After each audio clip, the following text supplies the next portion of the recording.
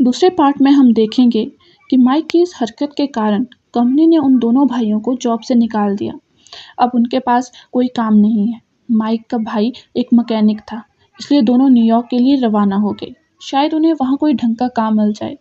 Mine के owner Rolan अब किसी भी हाल में उन फंसे हुए वर्कर्स को बाहर निकालना चाहते थे। लेकिन जब उसे पता चला कि इस काम के लिए उन्हें एक बड़ी खुदाई की मशीन और ढेर सारी गैस चाहिए, तो उन्होंने एयरफोर्स से कांटेक्ट किया। पर वहां तक कोई भी पायलट जाना नहीं चाहता था, क्योंकि उस मशीन का भार बहुत ज़्यादा था और इतनी मात्रा में गैस लेकर फ्लाई करना असंभव और ख़तरनाक था।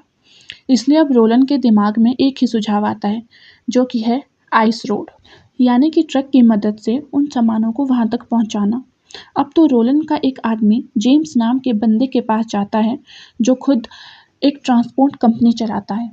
जब उसे पता चला कि माइन में फंसे वर्कर्स को बाहर निकालने के लिए उसकी ज़रूरत है, तो उसने तुरंत ही हाँ कह दिया, क्योंकि इसमें कुछ ऐसे लोग भी फंसे हुए थे जिन्हें वह खुद पर्सनली जानता था।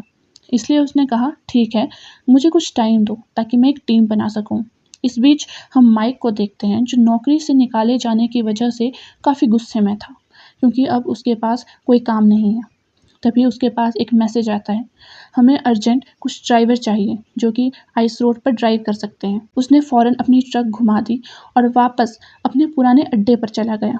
तो वहीं जेम्स गए एक तानिया नाम की लड़की के पास, जो दुनिया की किसी भी सड़क पर किसी भी प्रकार की गाड़ी को चला सकती है।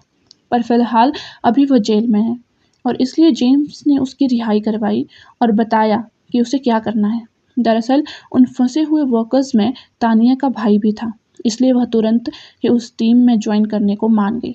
उधर माइक भी जेम्स के ऑफिस में पहुंचता है और उसे खुद को और अपने भाई एडम को काम पर रखने की गुजारिश करता है।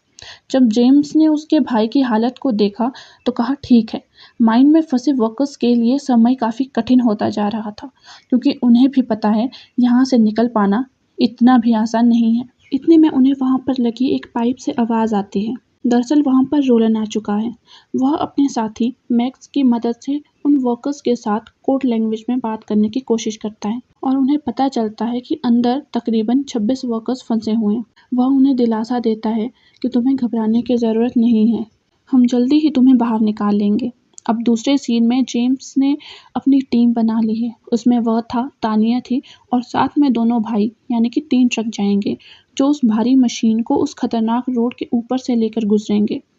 तभी यहाँ विलियम नाम का शख्स आ जाता है, जिसे असल में सरकार ने भेजा है ताकि वह उन सब पर नज़र और अपडेट रख सके। अब सारी बातें हो जाने के बाद लोग ट्रक को लेकर निकल पड़ते हैं। सबसे आगे जेम्स होता है, ताकि सभी को रास्ता दिखा सके। उसके पीछे पीछे और बाकी लोग थे। इन्होंने बिना रुके 2 दिन का सफ़र किया।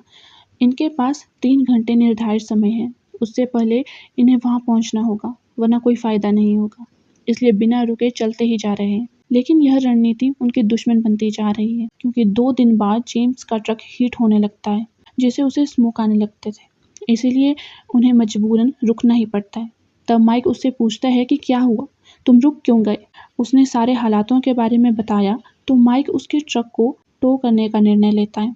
हालांकि ऐसा करने में उसका खुद का ट्रक भी ओवरहीट हो जाएगा, पर यह करना ही पड़ेगा और कोई चारा भी नहीं है उनके पास। अब इन्होंने माइक के ट्रक से एक वायर को जेम्स के ट्रक से बांध दिया, पर जेम्स का पैर उसी वायर में फंस जाता है और उसी समय वह बर्फ भी टूटने लगती है, जिससे हुआ यह कि ट्रक अब तेजी से पानी में डूबने लगता है, जिसके साथ साथ जेम्स भी नीचे जा रहा था। जो देख तानिया फ़ौरन उसके पास आई और उस वायर को फ्री करने की कोशिश में लग गई। लेकिन जेम्स को पता था कि अगर उसने ऐसा किया तो सब के सब मारे जाएंगे, इसलिए उसने वायर को काटने को कहा, पर तानिया ऐसा नहीं करना चाहती थी।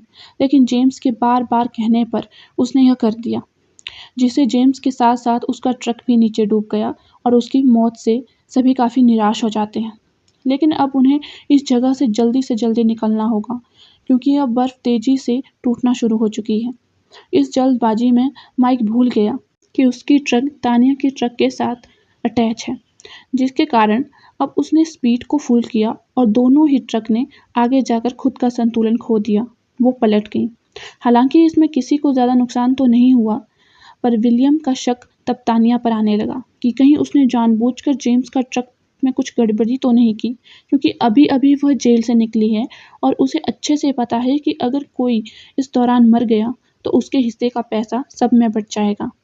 हो सकता है कि वह सबको मार दे और खुद अकेले पैसा रख ले।